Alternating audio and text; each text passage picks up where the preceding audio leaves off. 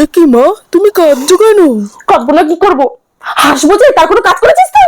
উপরের মন্টু পাইলট হয়ে গেল, আর তুই ঘরে বসে বসে টিকটিক করে ঘুরে বেড়াচ্ছিস। তোর মাথা এমনি সিনা চওড়া ছিল, আরো সিনা চওড়া হয়ে গেল। আমি আর কিছু করতে পারলাম না। ঠাকুর, ঠাকুর আমার টিকটিকিটাকে একটা সরকারি চাকরি জুটিয়ে দাও ঠাকুর।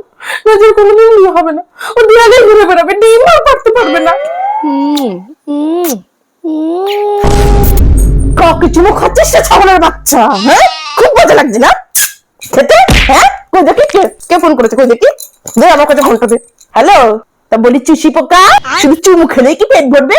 চুমু খেলে শুধু পেট উঁচু হয়, বড়ে না, বুঝছো?